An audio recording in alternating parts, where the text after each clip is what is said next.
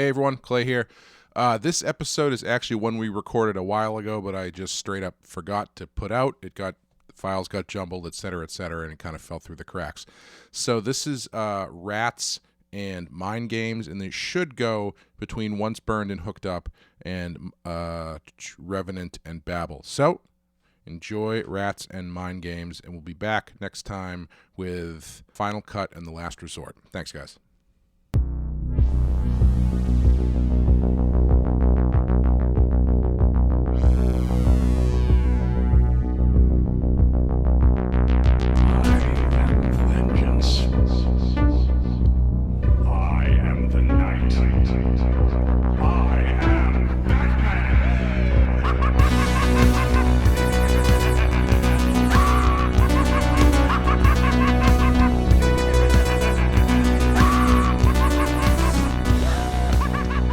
Hello, everyone. Welcome to the BATTASS Podcast, the Batman the Animated Series show podcast, where we talk about Batman Beyond. Now, we are in Season 2 of Batman Beyond. My name is Clay McCormack, and with me, as always, is Sean Murphy. How you doing, Sean? I have a question about incels. I need you and the viewers to help me understand. Why me specifically, Sean? No. I mean, clearly, everyone listening to this, obviously crushing a lot more puss than we can ever brag about. Like, we are not the problem, everybody listening. And, the first episode, Rats, actually made me think about this, is back in my day, when you were a virgin, you wouldn't tell people that shit because you were embarrassed. You felt like you weren't good at talking to girls. You were insecure. Why the hell would you say that you were a virgin? But now you can say that you're incel, but you are proud but indignant at the same time. And blaming people, apparently? Is that what this is? I guess. Yeah, I don't know.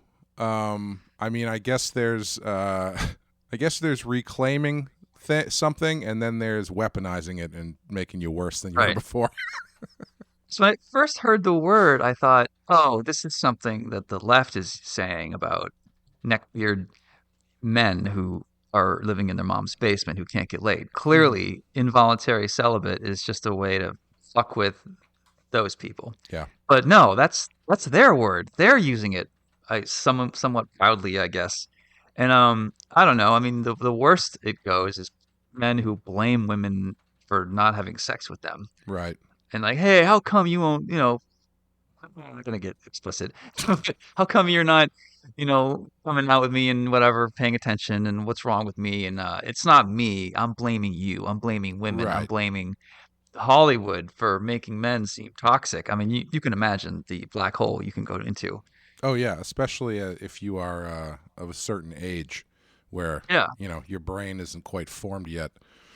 Right. Which we all were. That's not a slight on anybody.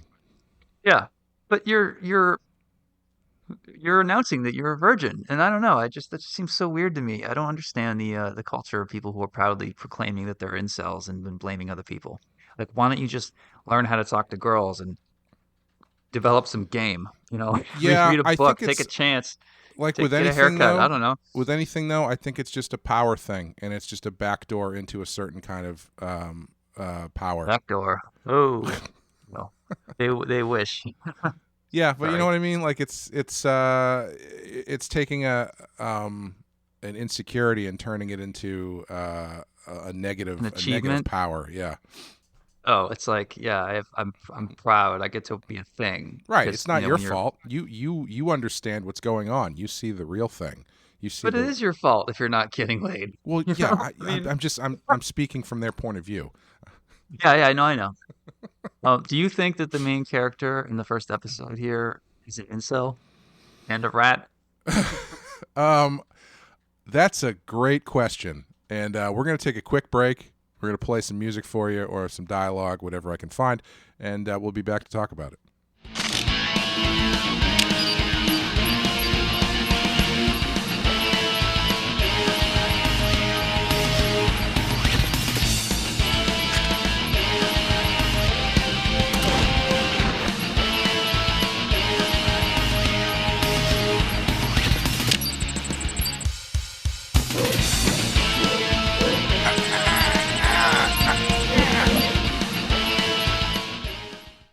Okay, our first episode is Rats, written by Rich Fogel and directed by Kurt Gaeta. And in this one, Dana, who feels she has been ignored and let down by Terry once too often, begins receiving roses from a secret admirer.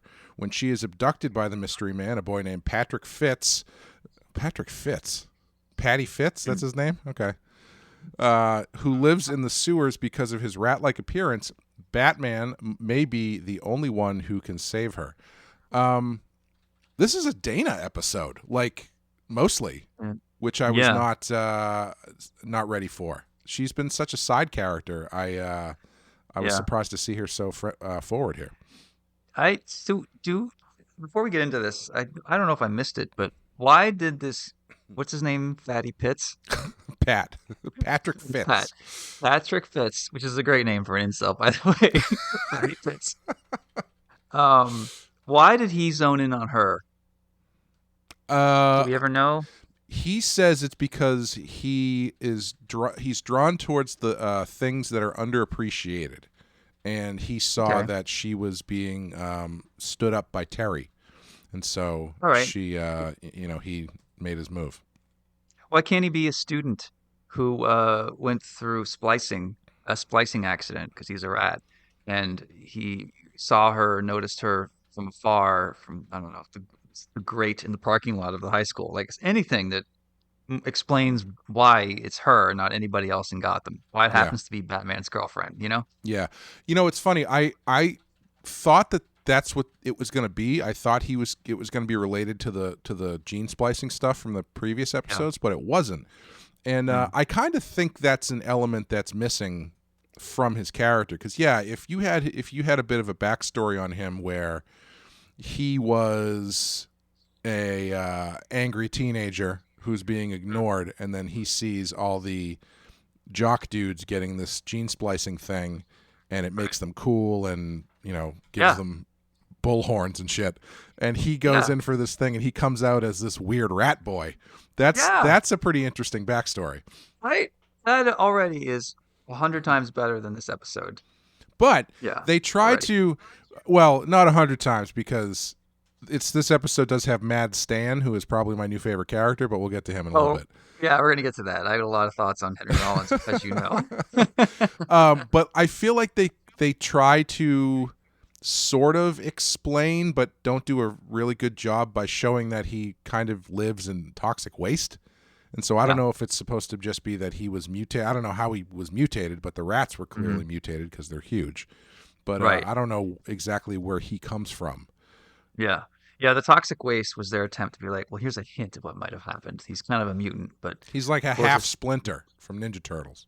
Yeah, like when he's not all the way done changed. I know, I guess he would be Splinter from the movie anyway. That's true, yeah. The movie, is a half person, half rat. So Mad Stan had a tattoo. He's a full rat in the movie. He's a half person, half rat in the cartoon, I think. Okay. I think that's right. Yeah, you're right. Sorry. That's what I meant. So Mad Stan has a tattoo of toxic waste on the back of his neck. Yep. Is there any kind of connection there that I missed, or was that just like I'm trying to do Henry Rollins' Black Flag tattoo and just making it something cool? Yeah, I don't know, because Mad Stan as a character is seems like he wouldn't be down with nuclear power. So there should be a red line through that nuclear power tattoo. So I don't know if they were just trying to link the stories with iconography, but I don't think he's connected at all. Yeah. What did you think of their attempts to write an angry punk rocker anarchist man? I actually thought it was kind of funny, because the stuff he was saying, I was like, man, give Mad Stan like 20 years. He's kind of on the mark, because he's in that. Aside from blowing up the library, which is obviously bad. But he's basically talking about how bad the internet is. And how it's ruining everybody's brain. And I'm like, hey, I'm with you, Stan. Mad Stan is a prophet. And honestly, I mean, if you know anything about Henry Rollins, especially like back when he was in his 20s, 30s, and 40s, it's very much in line with what he thinks. Like, I'm pretty sure, I wouldn't be surprised if he wrote his own dialogue. Honestly. Well, I was just going to say, do you think he came in and he read that dialogue and then he paused and said, are you guys making fun of me? Oh man, look, we even drew the guy to look like you. We even made him tall. Huh? Huh? He's tall and he's way stronger than Danzig in this universe. Although those That's guys what's were important. buddies. Those guys were buddies, though, right? Yeah, they are.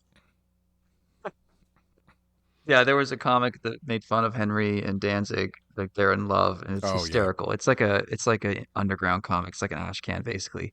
And the guy who made it showed it to Henry once, and I think this is actually quoted on the book itself. Henry's not a comic book guy, but he looked at it. He's like, "Has Glenn seen this? Because he's gonna hate it." Yeah. And I that's could the quote see in the book. I could see Henry being cool with it, but I don't think Danzig would be cool with it. Yeah, yeah. I don't think Danzig knows how to laugh at himself like Henry does. Yeah, yeah. But yeah, so we have Dana front and center here. So the one thing that I found, another thing that I thought could have added to this, because it was the one thing I was thinking at the end of this episode, which is he's got to tell her at this point, right? Like you can't. Yeah. She's in. The reason that she's in this predicament is because of him not showing up.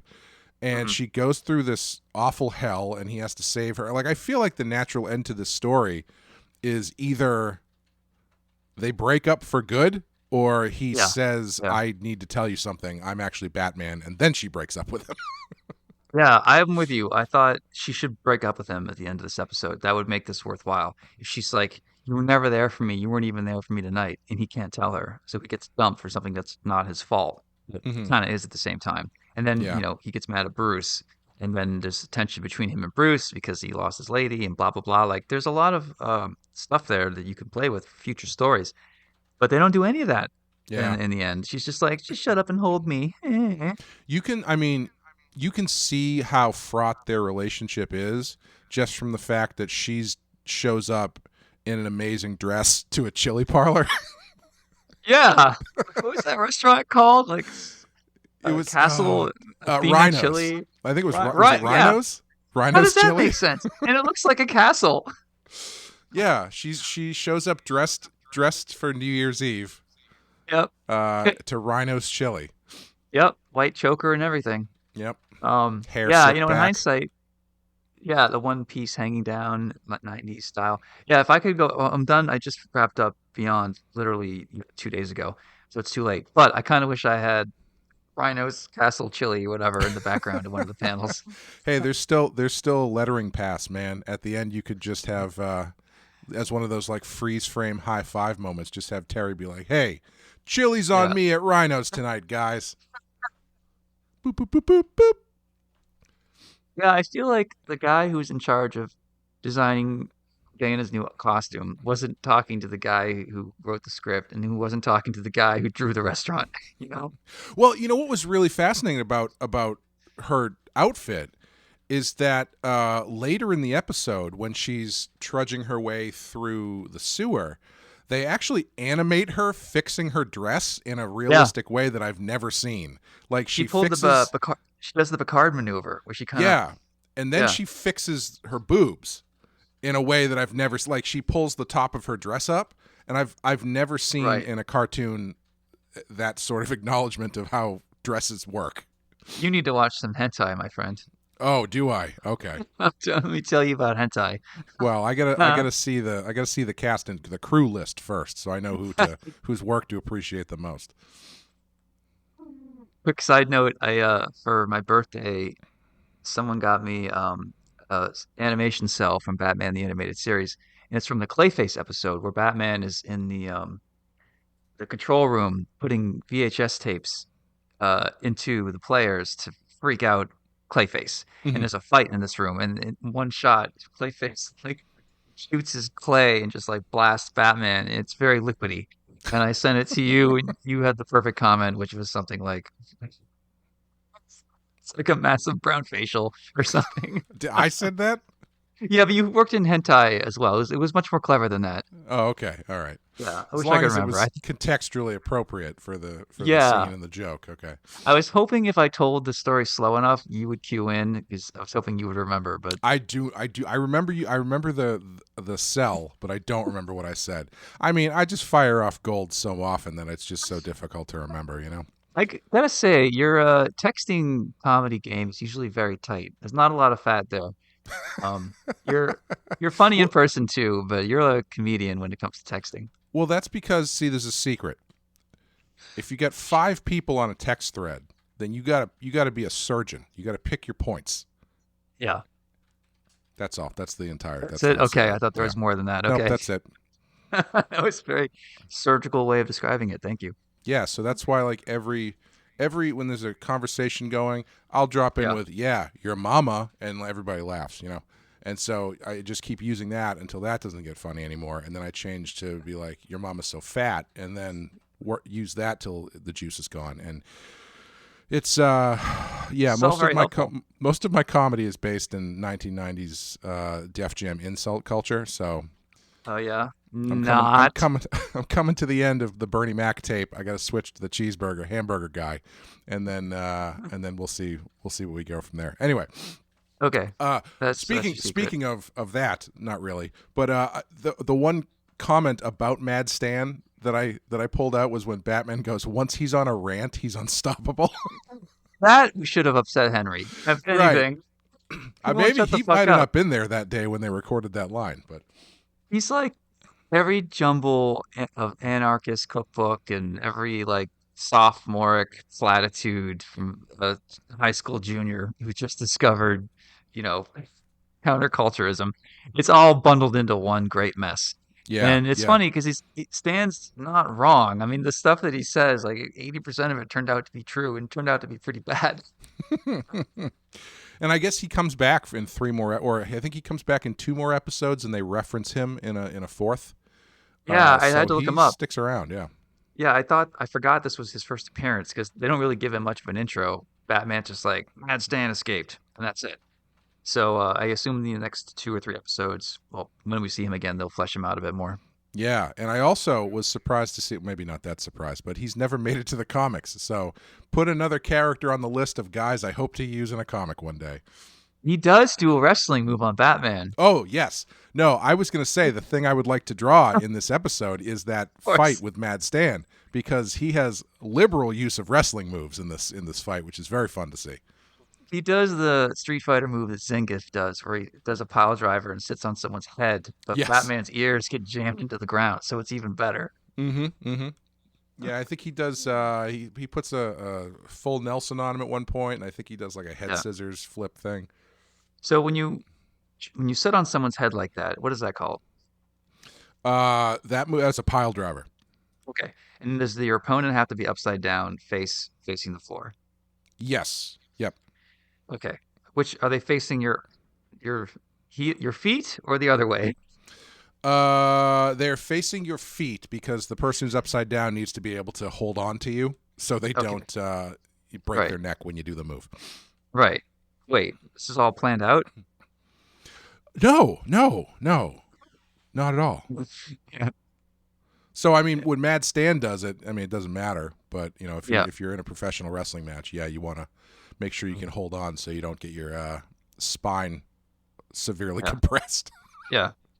Speaking of record wrestlers, our new friend Omas Mhm. texted me a few days ago. As I was wrapping up, and I was really getting exhausted finishing this stupid book and putting it to bed. And in the morning, I got this message from me like, "Oh, I just read White Knight. Looks so good. So proud of you, brother." Blah blah blah. And I love when black dudes call me brother because I feel like, well, now I can call them brother because I'm Really? in the club, Oh, obviously. good. Yeah, definitely do that. Yes. Not No. all of them, just my friends. Of course. Yes. We can all hear the whistle you're blowing Yeah. there. So I said, "Hey, are you performing in Boston at all? I'd love to come see you, and stay safe, don't get injured, whatever." So that's when I told you, and yeah, I'd love to go see him. Maybe this is my way of getting into wrestling. This is how you get me: is you bring in a famous wrestler who reads my books, and then they get us backstage passes. If That ever doesn't there do was it. a way, that would be it, I think. I think at that point, I have to just give in. The universe wants me to be into wrestling. Yes. Yep. That'll do it. So what do you think of? Oh, so the scene in the kitchen of the chili place when Batman comes in and the giant rats was that directly lifted from Jurassic Park? It Whoa. seemed very similar to a shot with the raptors in Jurassic Park, where like one of the raptors is up on the table. Yeah, good call. Yeah, I didn't think about that. You might It have might not glanced down at be, that point. yeah, it might not be an exact lift, but I have to imagine it's probably influenced by that point because it's Yeah, been a few years since Jurassic Park. But yeah, yeah. I would definitely believe it. Um, So if it was me drawing something, I kind of want to draw Dana escaping. She's got a lamp, flashlight. She's walking through these sewers and catacombs and narrow underground alleyways and stuff like that. hmm Um, I don't like that scene. I think it went on for way too long. hmm yeah, Like they could have done some plot in that point, but I am a sucker for drawing people sneaking into dark places, dark narrow passageways. Like with Batman's with Gordon looking behind Joker's oh yeah, cell, or I think that Hellblazer I got to do it a lot, which was fun. A lot of excuse to use black creatively and call it a yeah. half day of work, that kind of thing. Yeah, yeah, I like that scene. I really like it when they put characters through the paces, and they put her through quite a few paces in that scene where they're Yeah, dumping her into raw sewage and attacking her with yeah, rat. The only thing though, and this speaks to the what we had talked about before, is like generally if you're going to do that to a character in a story, there has to be a point to it. So like they're literally going through to get hmm Campbelli in here. They're literally going through the underworld with the intention of coming out stronger on the other side. And hmm so to have her not yeah, either dump Terry completely or hmm demand some sort of answer that results in him telling her that he's Batman, it hmm feels like just torture for torture's sake. yeah, But I did like that they gave her something to do finally, even though yeah, it's a little yeah, damsel in distress. It's right on the line for me between yeah, they spend so much time with her that it doesn't totally feel like she's a damsel in distress kind of thing, but then ultimately she doesn't really do a ton to facilitate yeah. the climax of the story, like the resolution and She's stuff. not So when she sneaks away, she gets caught and she's right back where she started. So, I mean, if right, she had at least like reached a window and like put up some kind of a weird symbol for someone to see and then got caught and then that's what led Batman to her, like that would have been a little better. Or um when Batman does show up, he does grab like a hockey stick on fire and sort of she does some empowering stuff. But yeah, mostly that's she's just a true. damsel Yeah, in distress. yeah. I was thinking if you have to fight off a horde of rats, a hockey stick is actually a pretty good weapon because you can just Yeah. slap shot those bitches across the room pretty easily. Yeah, that's a good one, honestly. That or like a rake, like a yard rake. Yeah, yeah. A big one of those big brooms, those big wide brooms. Yeah, like janitors use. Maybe the ones you don't Yeah, even have to lift up, you just push it lazily yeah, across the basketball floor. yeah. Those rats Beat can't that, jump over that. beat that, rats. Or Zamboni, but with blood. Has that ever been That done would in a be. horror movie? Oh, I'm sure it must have. My Yeah. my friend has a story that he told me that I always told him I was going to steal if I was ever on a talk show. hmm I actually, I may have told this story on the show before because I told this story to your wife the first night that we went out You for have, dinner at the yeah, you have told it. apprenticeship. Yep. Yeah, and it involves my friend accidentally riding over a family of bunnies in a lawnmower and Yep. turning behind him to see just blood and fur splattered on the high grass behind him. Yep. And I think your wife and I learned a lot about each other after I told that story. So, Yeah. She was just horrified. And the irony was he was trying to drive around the single bunny, but in doing yes, so, he murdered the family. yes, yeah. So, if you want to look on the bright side, maybe he creates a bunny vigilante, hmm right? Maybe that bunny grew Yeah, up to like, be Batman bunny. right. Yeah, who's that bunny ninja? Yojimbo? Oh, yeah, Usagi Yojimbo. Yeah, Yeah, maybe yeah, that's who there you that go. bunny became. And then Yeah. when they finally have their confrontation, my friend can be like, "Look what I did for you. I turned you into the amazing fighter that you are. You should be thanking me." And So then the your bunny friend, says, Mr. Supervillain, is he still on a riding lawnmower at this point? um, great question. I mean, it's probably the future now, so it probably floats or like hovers or something. Yeah. It's But got lasers on the bottom to shoot the grass. Yeah. Yeah. I got to write this down. This is a good story. Anyway, I would draw the fight. Yep. Yeah. What do you think about Rat Boy? Do you not fleshed No. out too well? Yeah, he sucks. He Yeah. reminded me of the Rat King um in Yeah. TAS. Like just the Yes. worst version of that. Yeah. Yeah. Also, I was thinking, uh, I feel like the fumes from that exploded toxic waste spewing Yeah. up through the sewer grates of Gotham City is not probably going to be great for anybody. But Yeah, that's like a major disaster. I mean, think about the containment and the people who have to be evacuated from that part of the city, right. and like how long do you wait until it's safe? I mean, yeah, Yeah. that's bad. Yeah. Batman. The Terry McGinnis Batman not taking a lot of safety precautions into account, which is what we are going to talk about a bit more in the next episode. Hmm. What would you give this one? Would you rate it? I'm gonna go two. Yeah, I think I'm. It's one of those ones that's tough because I think there's a lot of potential, but they just don't do anything. Like the pieces are there. Mad Yeah. Stan is there doing all the heavy lifting. Yeah, I hate to give Rollins a two in anything he does, but he does a Yeah. lot of bad media. He does mostly bad media, actually, other than the spoken word. He's great as every time he's cast to play a muscle-headed SWAT guy, which seems to be often. He's part of he's the head of the TNT team in Bad Boys 2, I think. Oh yeah, yeah, I remember. That's like the only reason I watched that movie at first. But Oh, it's so good. Anyway. obviously, I know. I went back and corrected that mistake. Yeah, I think I'm gonna say low 3 Hmm. because there's stuff in it I like, but it's very it's not quite there. But I Yeah. enjoyed watching it, I guess. Mhm. So yeah, not that our ratings mean anything, but we're gonna take a quick break. We'll come back with Mind Games.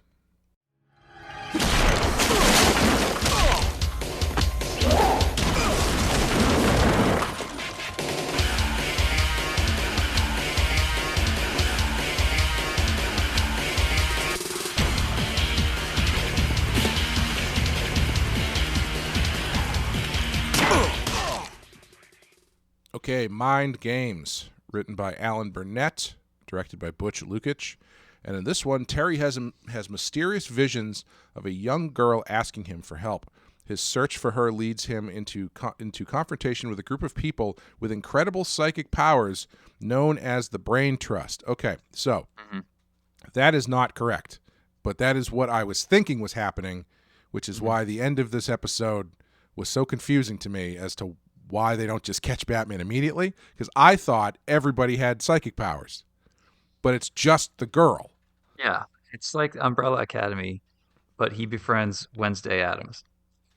Yeah, she's definitely looks like Wednesday Addams, Yeah. and but I couldn't track. I thought everybody had psychic because even the big the floaty albino guy, Yeah. he clearly has psychic power, mind powers, because he's making Terry Yeah, think that he's in an hallucinations. anime cartoon. And the big blonde guy, Bruce says it's like a shaman. It's mind over matter, like shamans who walk on hot coals, which apparently lets you survive 30-story falls onto concrete. Thought he was a Yeah. robot. Like when he was showing off his strength, I'm like, this guy has to be. I thought it was the card gang people at first.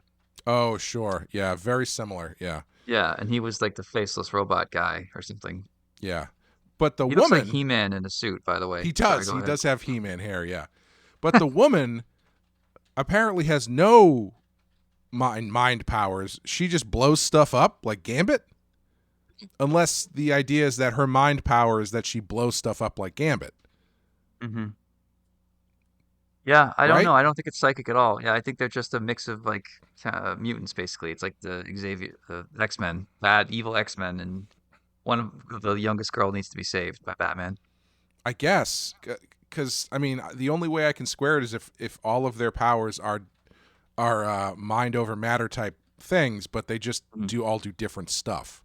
Yeah, So I mean like they're I don't there's a know. way where she doesn't know who Batman is. You could write some like fictional kung fu where you're like, all right, so she speaking to someone that she could find the person that she spoke to indirect like by sending out her spirit, but she doesn't actually know who she's talking to. Like she Hmm. might, you could write it so that she doesn't actually know a secret identity if you wanted. Yeah, I think so. Yeah. Okay. I what did you think of this one overall? I liked it. I thought it was well paced. It was interesting. I liked that the music wasn't all the typical Batman Beyond guitar shit. Like when he fought floaty Ben Franklin, they had some like like really crazy like the devils of the doors of hell are opening, which was like, oh man, this is nice. Like finally, this feels like TAS where they give the villains their own specific sound. Yeah. Um, yeah, and even like in the Terry afterwards was feeling he had a sad moment, and it wasn't the normal like sad saxophone cyber music that they tried it. It was actually just something normal. I'm like, oh my god, maybe they got like a different composer this time. But yeah, I'm definitely going 4 out of 5 on this one. 4. Wow. Okay. Yeah. Um, yeah, I liked it. Yeah, I enjoyed it. I don't know if I would go 4. I did. I really liked the animation during the fight with the floaty guy. I thought that Yeah. was really cool. It was definitely very anime influenced. Hmm. Um, they did some cool stuff. I had some again. I found myself thinking Terry launches that guy, the big blonde guy, out of the window and makes no attempt to save him, Yep. and then he just falls 30 stories and hits the ground very hard. Yeah. Like he could And have then tried, and the guy would maybe yeah, was too heavy or something because he's a superhero of some kind. and then later at the end of the episode, he drops a shipping crate on the woman, which I just don't think Terry is taking into account how strong he is. You know what's funny is I thought, oh, crate on the head. It's a bonk moment. Like, oh, she got bonked in the head. Now she's unconscious. But it's a pretty big crate, and it hits her Yeah, pretty hard. It doesn't roll yeah. off of her, and her hand is there, pretty like it's pretty. She looks pretty dead, actually. Yeah, they do the cartoon thing where they make sure to add in so you can tell that she's still alive. But Yeah, when he dropped that thing on her, it's like Jesus, Terry. yeah, Bruce should be teaching you lesson number 1 about being Batman here. Jeez. yeah, man. You got to hold back, dude. Yeah, Um, and also because the girl takes on more meaning later on in the Justice League, I think he gets unfair bonus oh, points. is she part of the future Justice League team? Think so. Oh, The moment cool. she dies on the swing set, Oh, that's her. I thought. Okay, I mean I know the image just from the Yeah. people use that all the time when they're talking about Batman. I don't know the context of it really, but yeah, cool. I'm Wow. gonna look All it right, up. I don't want to be wrong. Wait, you talk. Let me look it up just to I be will sure talk. here. Yeah, this I liked seeing Terry and Max work together, especially after a Dana episode. Mm. And it's another reason why I wish they had done more with their relationship in the last one. Obviously, I know these things are not built to be serialized, but Yeah. um, showing Max and Terry out ostensibly on a date, even though it's for work, is a good counterpoint to what's been going on with Dana and him constantly standing her up. And so, Yeah. if you were going to lean into some sort of love triangle, I think you could, but I don't know if they're going to do that. I thought Max looked great in dress. Again, it just reinforced my belief that she's way cooler of a chick to date than Dana is. Yeah. Also, I had to look up lobster thermidor because I thought it was fake. I thought it was just something they made up for the show, but it is a real food. So Oh yeah, no. it looks Yeah, very expensive. yeah, I've had that. How is it? Is it any good? It's overpriced. Yeah. Um, lately I'm getting really annoyed with pretentious restaurants lately. We can talk about that Hmm. later, but I'm just starting to draw a line with some of these places, and lobster thermidor is probably on my list of things I'm gonna stop eating. Not that I eat it Yeah. that much anyway. I mean, every time I come to your house, you offer it to me, but I've just never taken you up on it. And then you just throw it in the trash. Yeah. All right. So her name's Tamara, and Tamara. It's got to be like a bunch of episodes that she's in. History, powers. Oh, that's not her. Fuck. Oh, it's not? Okay. All right. Well, I'm glad I corrected that now. It looks like her. I mean, that would have been cool if it was. I thought that Yeah. she was part of the card game, the card gang, uh, Oh, yeah, okay. in that Justice League episode. So I'm like, oh, so Ace is the other person, I think. Oh, gotcha. Okay. Yeah, so I'm correct. But you know what? Their eyes are exactly the same, and the hair, they look exactly the same. That's why I was Yeah, confused. yeah. So it's not my fault. Royal She Flush Gang, Adamus. Okay. this episode has a weird ending too. Because I feel like the place that it leaves her is not entirely comforting, Mhm. because she seems extremely powerful, first Yeah. of all.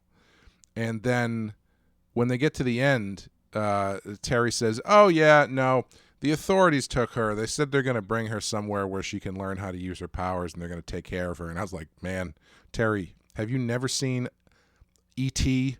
or any movie, Firestarter, anything? She is Mhm. being dissected right now by the government." Wait, so it is the same character. Oh, it is? Okay. Yeah, so Tamara was a child born to poor parents in Gotham. Brain trust, bombshell, blah blah blah. Um, I think she eventually becomes Ace. Yeah. Matilda. I'm 90% sure. So if people want to come in and correct me, that's fine. Um, but yeah, the reason that she's not listed on any future episodes is because she doesn't make an appearance until Justice League, Oh, okay. right? Maybe you should look it up too. Now I'm I'm confused. looking up Ace on the Yeah, I googled DC Batman Beyond, animated wiki. Tamara, and Ace. Ace and Tamara similarities. So there's an article here. Oh boy, by a fan. So I guess that means they're So not the so they're not same, the but they're same. similar. So here's what someone wrote. Telekinetic powers, same creepy eye, brunette, and they both met Batman. I would have believed they were sisters if they weren't born a lot years apart. And both of them kinda have the same story, only Ace died. Well, anyway, just thought I would pair them up. But yeah, they are not the same character, according to this Oh, person okay. with perfect spelling. Yeah, I that makes sense, because if she's in Justice Yeah. League, technically Justice League takes place way before Batman Beyond. Yeah, sorry. That's another good point. Yeah. Okay, well, we just wasted people's 5 minutes of people's That's what time. they come here for, man. That's what they come here for. Hey man, we're like Batman. We do investigations. Scintillating Googling about Batman characters that we got wrong. Yeah, I liked her as a character. It's too bad she doesn't come back, because I think there's some fun stuff. I wonder if she was a jumping off point for this Ace character. That wouldn't surprise me at all. Yeah. Yeah, for sure. It's funny, there's a lot of like gothy young girls who need help in Batman's universe. Going back to Clayface when he split off from himself and became a little Mm-hmm. girl, and Robin, and now these two, they're all very like tragic looking goth chicks who need help. Mm-hmm. Yeah. Yeah. Never mind. I'm gonna keep that one for myself. Talk about Just that some other time. put it in the text I don't. chain, man. Wait to be Yeah. the No. joke surgeon. No. I was gonna. It was gonna be something about a story that I wanted to do, but it's neither here nor there. So I'll hold on to that one. Yeah. Got it. Yeah. What would I draw in this one? What did you say what you would draw for this? No. Shit. You go ahead. Oh, I would draw the fight with Ben Franklin. I Um, was thinking the same thing. Yeah. yeah, I don't know about drawing all the dust and smoke and stuff. That's kind of a pain in the ass. But when the knife comes out of the cane and Batman is fighting an object, that could be a cool challenge. Yeah. Yeah. I liked how they were.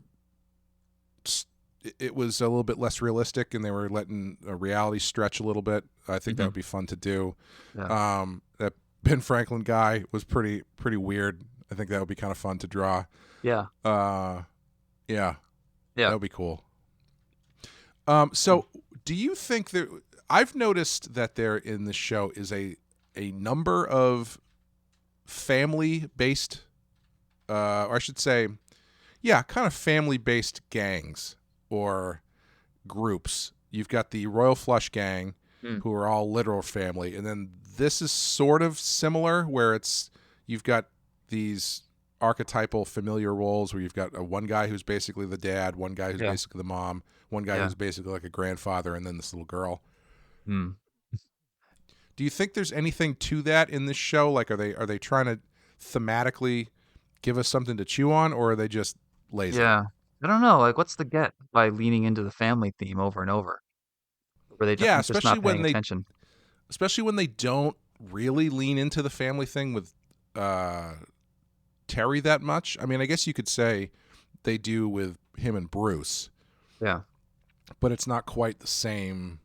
I mean, I guess that maybe that's what it is. That's what I guess the dynamic is similar, because he keeps meeting these younger villains who are being directed around by their older villain family members. So maybe that's what it is. Yeah. Yeah, I don't know, man. I feel like with the original series, they were trying to take every episode pretty seriously. Even when they dropped the ball, most of the time they did a really respectable job. And I feel with this series, half the team is just cashing paychecks and like, yeah, whatever. Terry's doing this. We'll have an episode about Dana. That'll be fun. What's she gonna do? I don't know. Rat kid with toxic waste under the street. Great. Green light. We'll throw in the trash for 5 minutes. People love it. What if she pulls up her skirt and touches their boobs? Ooh. Green light. I don't know. I just feel like It's just realism. We're trying to put more realism into the show by showing a girl fix her boobs. It's no big deal. Like, Sorry, half of them Rick seem like they're Berman came to out the to Batman lunch. room for a minute there. It's funny. I've been listening to your other podcast, and your Rick Berman and your brand manager run very similar to each other. Yeah, Rick Berman, brand manager is a lot more clearly from Brooklyn. Rick Berman is just creepier. It's the same voice, but more creepy. Yeah. It's the only voice I have, I think. So, man. So I wrapped up my book recently, and I let people know that I'm not sure if I'm going to be coming back for more Batman after this. So I started getting a lot of messages from people, maybe like 300 in the last 2 days. wow. A ton from readers who are listening right now who are like, I love your podcast. I did this other one recently with my friend Perch about money stuff, so that got a lot of attention. But yeah, a lot of people who are big fans of this show and definitely let me know recently. So, thank you. They say we're very good at podcasts. We have very good podcast presence. I guess we're pretty good at like passing the ball back and forth, and we're measured and clear. And, I don't know. It just takes a certain kind of disposition to be entertaining on these things. And I guess you and I have it. I think you have it more because you have a better voice for this sort of thing than I do. And I'm just like your co-pilot, I guess. Well, I'm happy. Thank you, everyone, for listening, and I'm happy that we lived up to your expectations by giving you 3 minutes of silence and going while we Googled character names. So I think that's part of the authenticity, man. No, that's awesome. I love it at conventions and stuff when people stop by and say they listen to the show. Yeah.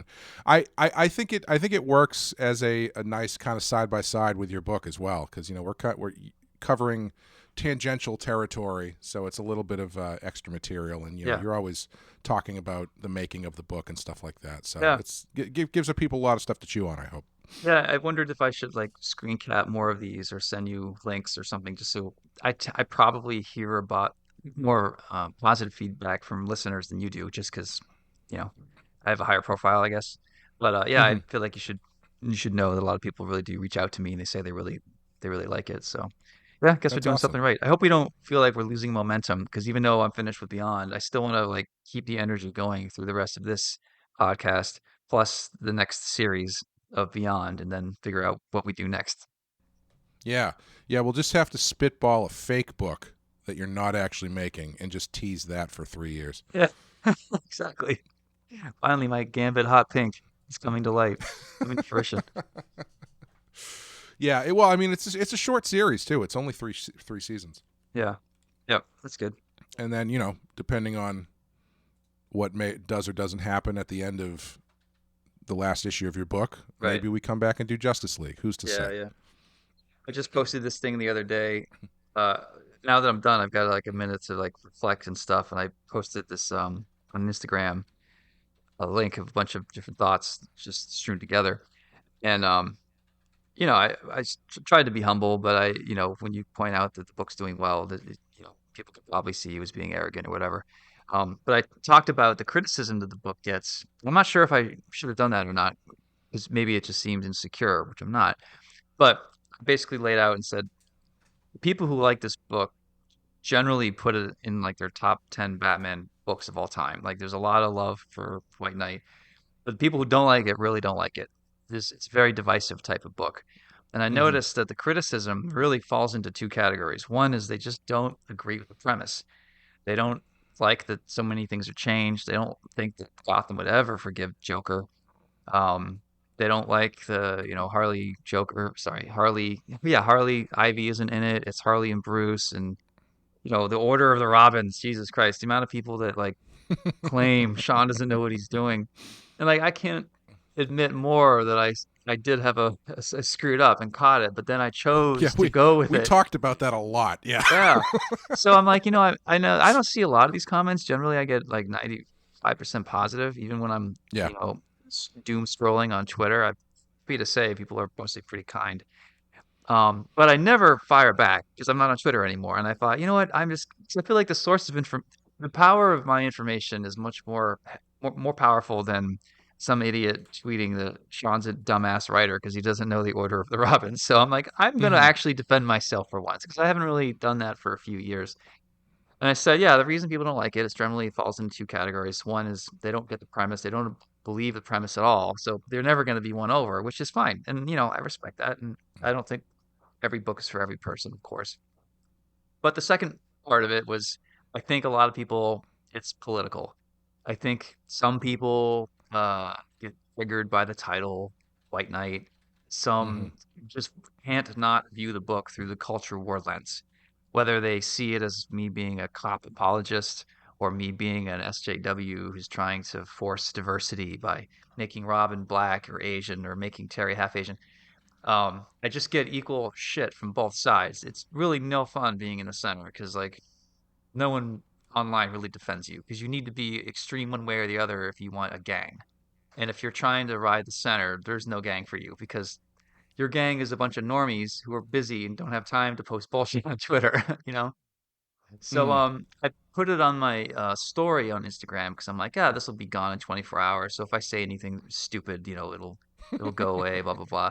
And within an hour, CBR screen captured everything and posted Holy shit. two articles about it. Um, Wow. yeah, and I'm like, wow, guys, slow news day, Jesus Christ. Um, and I'm not.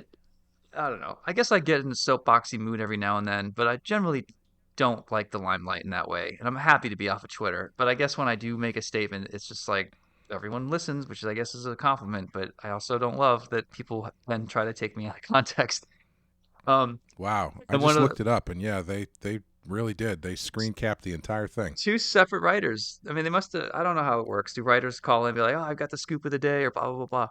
And honestly, now, like if I was bleeding cool and I just wanted to trash White Knight, I could say, "Oh, Sean's so insecure because he did this, this, and that." Like that's a very good clickbaity article that's going to get traffic, whether it's true or not. Hmm. It's just the nature of it. I understand that. Um, Yeah.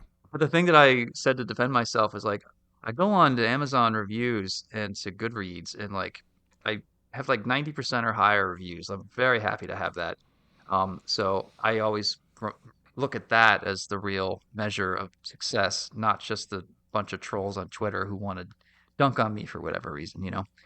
Um, Yeah. Yeah. but then I looked and I realized most comics on Amazon have a 90% reply because people only give it good reviews if they like it. So that's kind of dumb that I threw that in to pat myself on the back.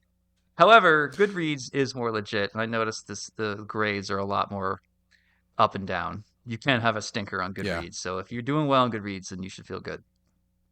Yeah. I think most of those Amazon reviews just say 5 stars, arrived on time. Yeah. Yeah. So, you know. Yeah. Yeah. No. Yeah. It's that's the thing about comics, right? It is it's a public facing career, but we spend most of it insularly by ourselves. So it's a strange entertainment field to be in because there really is so little feedback until basically the thing is done. Mm-hmm. And even then, it's a weird thing to try and navigate, because I think probably this applies to any creative field where you spend however many months or years of your life working on something, and then you put it out and people either love it, but then there's a lot of people who just go, this was terrible. Yeah. I want my 2 hours back. And you go, 2 hours? That's all you spent? Oh, jeez. Yeah. Yeah. I mean, go ahead. No, go ahead. Oh, I was talking to Mark Millar on his podcast too. I did two really big, high-profile podcasts in the last month that got me a lot of attention. A lot of it negative from other YouTubers and Comicscape people, or all types really. Mm-hmm. One was talking about money and all that, and then the other was talking to Millar, which we covered a lot of similar discussions. And he was saying that it's like, man, I think like the outrage online is starting to get better. I think that the companies are starting to realize that, 2,000 pissed off people on Twitter doesn't mean you have 2,000 angry paying customers. Like outrage Right. isn't equal to loss of sales. We should probably be ignoring some of this noise, which, I've been saying for a long time. So Mark thinks that we're like starting to get out of it, which is great, and I hope he's right. And then he said that he thinks the last 5 years has been the most shameful and disturbing black mark on the comics industry ever. He thinks that it's like Red Scare, McCarthyism, and the hyenas, he would call them, people who go online on both sides, trying to like cancel people, find dirt on them, try to wrap them and screenshot and whatever it is. Like he thinks like I think one day there are going to be documentaries made on this era, the last 5 years. I think we should be ashamed and letting these people control us like they have, because there's really only less than 200 people that are really involved with this crap on both sides and have any kind of traction at all. And I said, man, Mark, I mean, you you're working for Netflix. You have an exclusive. Why can't that be the next Millar movie? Is a documentary about the last 5 years? I mean, I'm sure it would be a bad idea for a lot of political reasons, but I'd watch the shit out of that. Yeah, yeah. It's been a really fascinating kind of up and down for various reasons. Some of them more warranted than others. Yeah. But yeah, that's the thing that's tough about social media, is that when you're in it, it feels like the most intense frontline battle you've ever been in. Yeah. But when you kind of take a step back, you realize this is the same kind of 100, 200, 500 people just arguing all the time. It's the same people. It's just it's the loudest people. Yeah. And I'm not discounting their opinion, because you're welcome to have that, but I think it does skew. I think the place things started to get go in the wrong direction, not just for comics but for everywhere, when articles and like quote unquote news started citing tweets as part of the news source. Yeah. Where it's like, look at all these people talking about this thing. And it's like, okay, if you're reading an article and you have 5 tweets about this, then, it seems like people are talking about it. But even the New York Times does that now. It's insane. Yeah. Journalism. They do it for movies. Yeah. When movies come out, where they used to have 2 thumbs up from Roger Ebert, now it has like, this movie is bomb from JJX 6969 or whatever. Yeah. Yeah, and I don't get. It's so transparent when gotcha sites who want to dunk on movies clearly use all caps and say trash or words like woke or garbage or like Brie Larson's fired, like whatever. And even ones that claim to try to be fair and nuanced, if that's what you're leading with to get people to click, you're already lost. You're already biased. You're already a shill, honestly. And you can be a shill either way. I'm not on anyone's side. But it's like, I don't get why they must see through it, but they must just like clicking on it because it's like comfort food. They like hearing their own thoughts shot back out at them. They like just to hear the same crap. I mean, the ones in comics, it's like they're obsessed with the same six liberal names in comics, and I won't name them. But anytime you can put a photo of a link to the or a photo of a tweet or photo of their face and draw them with like big eyes, dripping tears, or make them look stupid, it's Yeah. like these people are not working in comics anymore. Those five characters they talk about are working on books no one cares about or are out of comics. Like, take a victory lap. What the fuck? Like, if you want to be proud, like, if you want to say, like, go woke, go broke, you could make an argument that that is what happened to them, honestly. Um, and I don't know, it's like they don't want it to stop because that's what they need to keep fueling their hate fire, you know?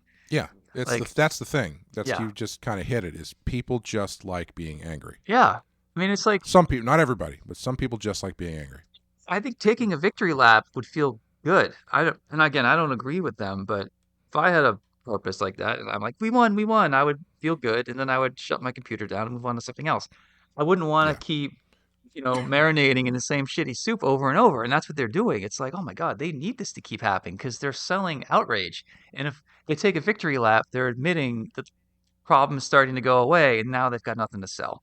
And that is so Exactly. transparent in Yeah. these communities, and I don't know if they don't see it or what, but it's really gross. Yeah. To quote Glenn Ross, they just like talking to salesmen. Huh. That's that's it. It's a two-way street. Yeah, The people like always, being angry, and the people have to be put angry stuff up to keep yeah, their. It's unfortunate because yeah, it's not healthy, but always be selling, right? Always be angry. always be closing. Yeah. Oh, that's what it was. Yeah, shit. I Yeah, guess that's why you selling didn't doesn't give it last a as a C. salesman. That's why you didn't win the. That's why you didn't get the steak knives or the Corvette or whatever with Cadillac. Yeah. Yeah. Did you follow what was going on with that Joker story like the past week? Is the dumbest. Yeah. There's a few outrage. That was one of them. Another is a mosque that came to life that had no gender in a Spider-Man book. Did you see that one? No, I didn't see that one. Okay, well, we'll try to recap them. So you go first with the pregnant Joker.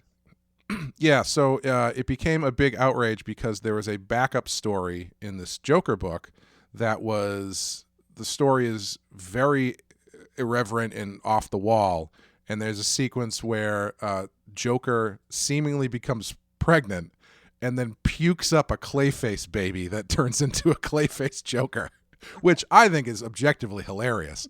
But it got hooked into by all these people as it was on Fox News. Yeah. They were talking about, oh, now the Joker is pregnant, and like Yeah. that was about as far as they could get with it because nobody Yeah. read the story and knew the context of it. They didn't But it even was cover just it correctly. That's the thing. Like, right.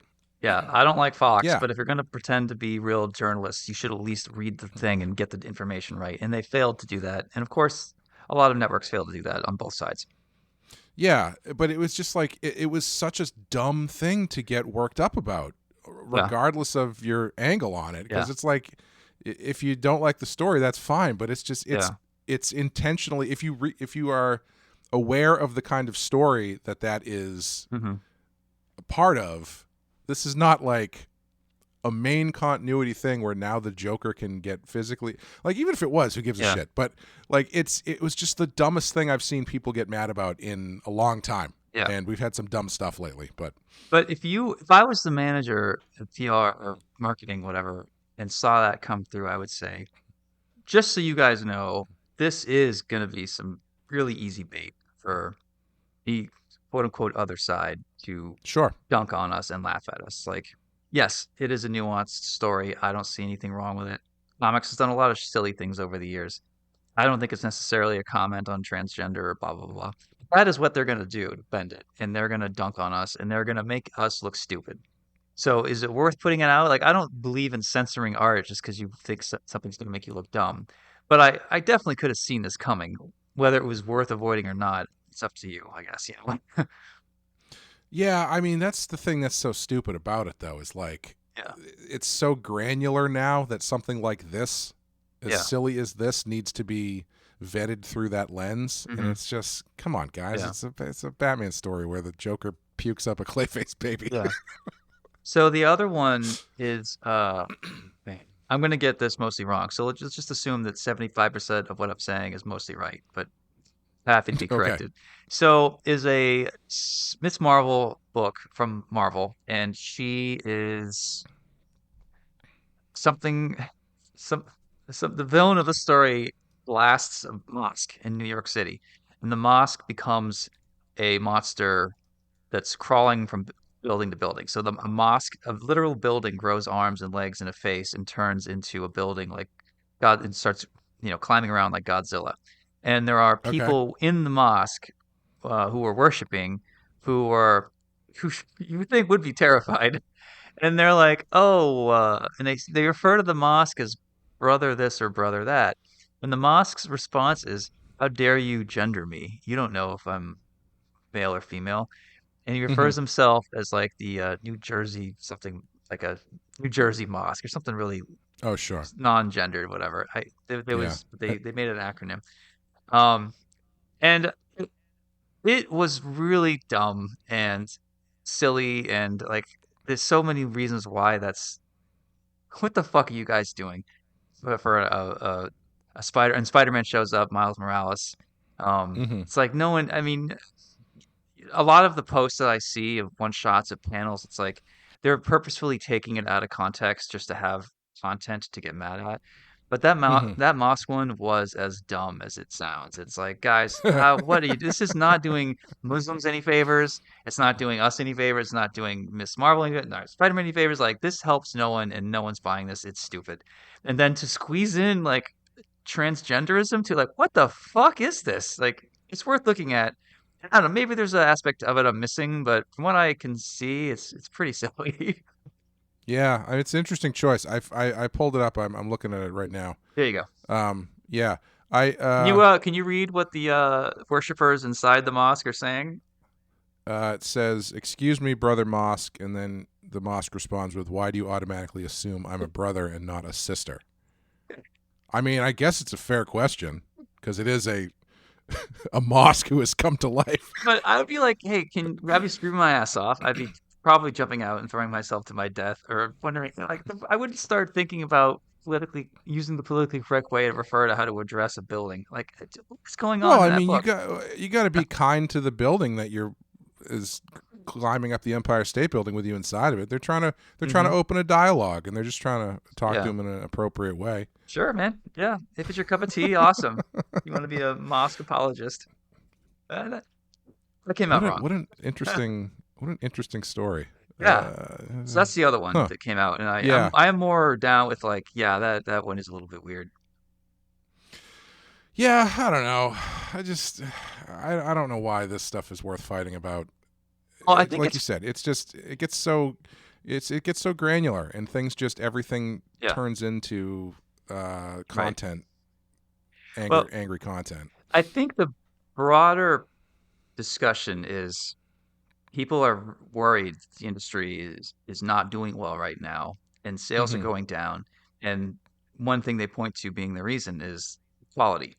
And it's they point out a bad book and say this is the reason why comics are failing. And of course, it's not that simple. But the less silly stories come out, it's probably better for us if they don't come out. So like I do see the point of pointing this out, honestly, to some degree. Um, you know, people would love if X-Men read like 1992 X-Men. And for whatever reason, Marvel refuses to give people what they want. And meanwhile they're charging $5 a book when you can get $5 buys you 200 of pages of anime. Sorry, hentai. Sorry, manga. All right. I love that you know the market price of hentai. I pay per tentacle. Um, um, yeah, like I think it's a fair discussion to be like, hey guys, are we really doing everything we can to make these Western comics sell? Like, if we're gonna have a mosque monster, can we try to make it somewhat better of a book that people want to pay $5 for, or is it gonna be something ridiculous that's gonna get caught up in the culture war? Like we want to avoid making mistakes like that. And yeah, like as far as the larger concern, I do get what people are getting at, but you're also not wrong in what you just pointed out. And like, why are we getting bogged down in this silly minutia? That's also a fair point. Yeah, and I mean the X-Men thing is tough because yes, obviously X-Men sold incredibly well in the early '90s, but like the X-Men that led up to that was not exactly free from politics and social concerns. Like Hmm. Claremont wrote 20 years worth of pretty politic-heavy X-Men that is Right. the reason why it sold so well when it did in the 90s. Well, one of the reasons anyway. But I think the criticism is that the X-Men is like almost unrecognizable of what anyone wants. It's sure. where is a classic team? It can be men and women.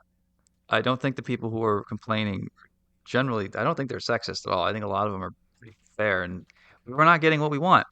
Like Avatar 2 came out. It's not going to win any awards for script, but it's a big, dumb, splashy, fun action movie that's all people want. Like they gave you exactly what you wanted. They listened and they delivered, you know. Definitely no political messages in Well, Avatar. there's that. I don't think people are turned off. I don't think it's like the overt messaging necessarily. I know that it's part of it too for people. Well, that's what they claim. But I do think that like it just doesn't look or feel like an X-Men book at all. I mean, when you have a whole run that takes place as a fashion show on an island, it's like what? That's not.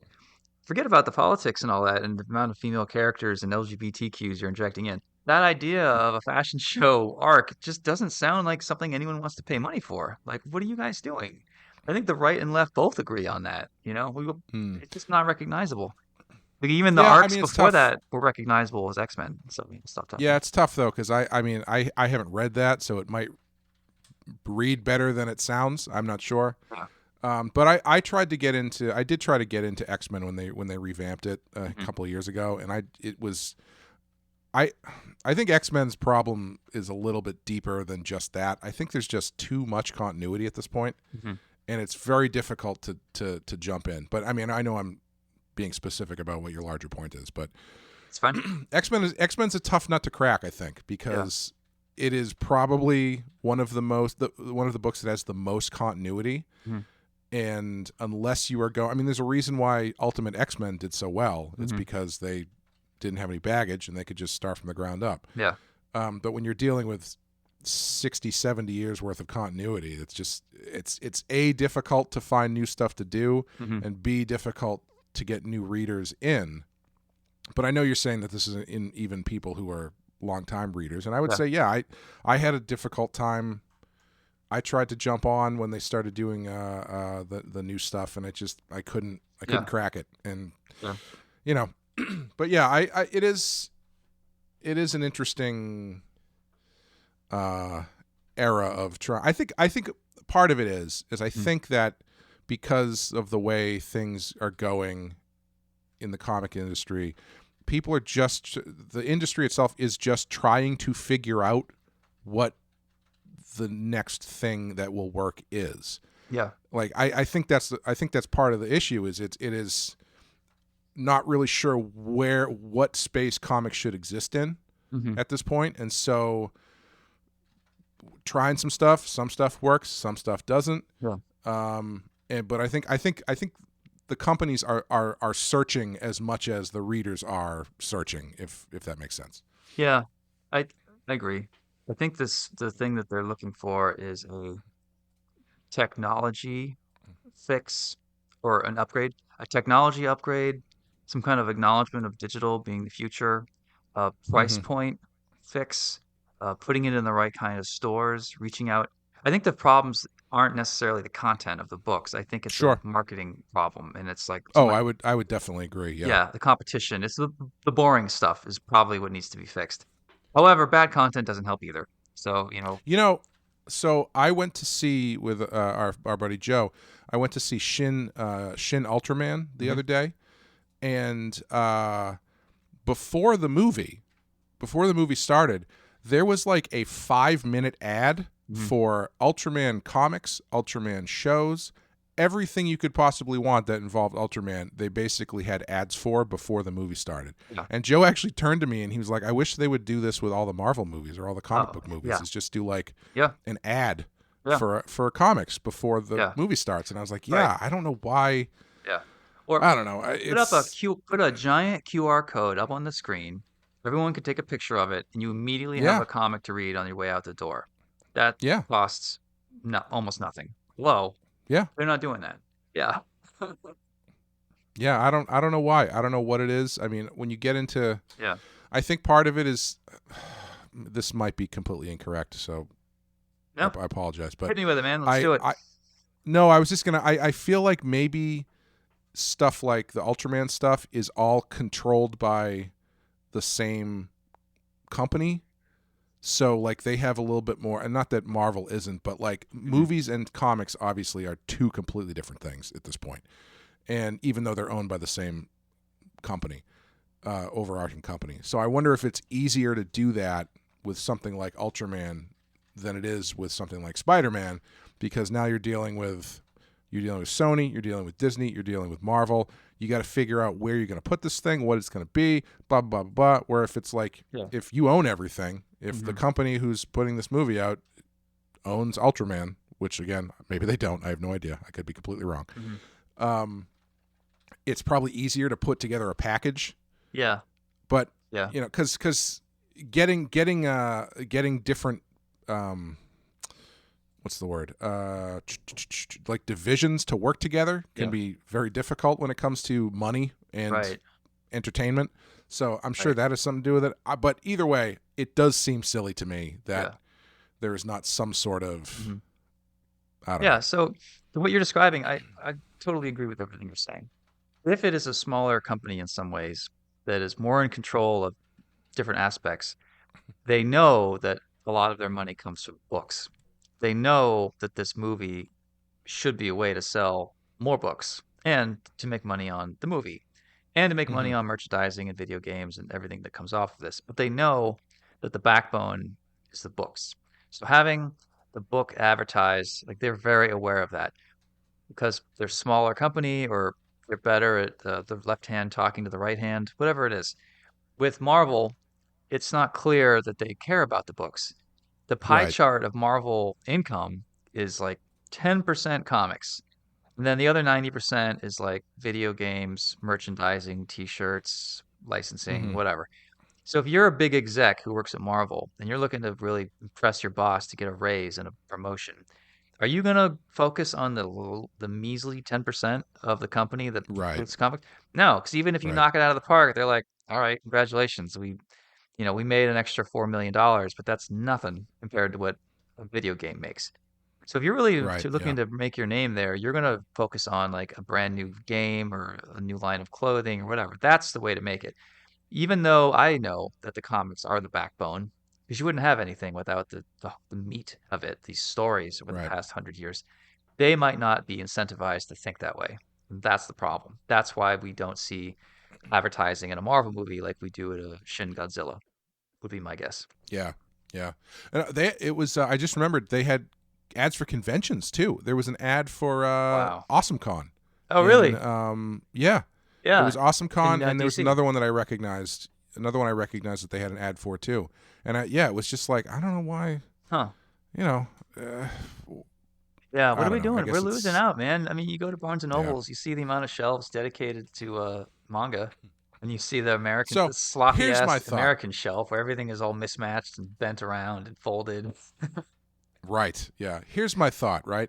So maybe it's different because they don't do this as much anymore. Because remember when you go to the movies and it used to just be like a bunch of static ads until the trailer started. Yeah. And now it's like now there's 20 minutes of high end slick produced commercials and shit. Right. How expensive do you think it is to just get like a 10-second ad slotted in there with a QR code on it that says like, hey, kids, you like Batman? Right. Click on this. I don't know. Yeah, or before the projector goes, you just have a ad just projected onto the screen. It's not moving. It's just like, hey, if you like this movie, here's the QR code to get your free comic. Just leave it up. Right. Just leave it up there like a giant stationary poster.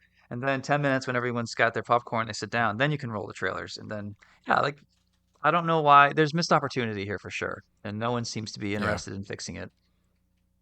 Yeah, I wonder if that stuff, this is a whole other conversation now, but I wonder if those ads are theater, like, so are you paying the theater? Some are local ads. Or are you ads. paying the... Yeah, okay, because I assume that's probably part of it too, is you have to pay X amount of dollars. If you want to get into AMC, you're probably paying a lot more money than if you're getting into a local theater or something. My friend runs AwesomeCon, or he's connected. And he's a Boston guy. He might have gone and paid the theater to put that in front of the whole movie, honestly. That might have been a much smaller operation than Oh, maybe it really? might not be tied in with all the other crap, honestly. Who Huh. knows? I'd be interested to ask him that actually, Yeah. because it's something. Yeah, I'd be interested to see where that came from. Yeah. I mean, for the Boston Con or for any New York big city convention, every local theater convention should just say, here's a QR code to get 10% off if you get your tickets to go to C2E2 or to Seattle or Yeah. Texas or whatever.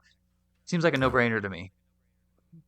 Or, I mean, is it really asking that much to have Namor turn to the camera in the middle of Black Panther 2 and say, this is almost as good as that series of Black Panther comic books that I read, Yep. which you can get at your local comic book store? Yeah, I don't know, man. I don't think so. It doesn't take me out of the movie that much, right? Yeah. I mean, what's Momoa charge for breaking the fourth wall like that? Yeah. Like if he rides in on a dolphin in Aquaman 2 and he's like, whoa, this is like Aquaman 376 on sale now. Yeah. Listen, Why maybe are- I missed my calling. Yeah, I don't think know. so, man. You could have been a joke surgeon, and you could have been a movie advertising mogul. Joke surgeon. I'm the person that's, after you tell your joke, I tell you everything that was wrong with it and how to make it better.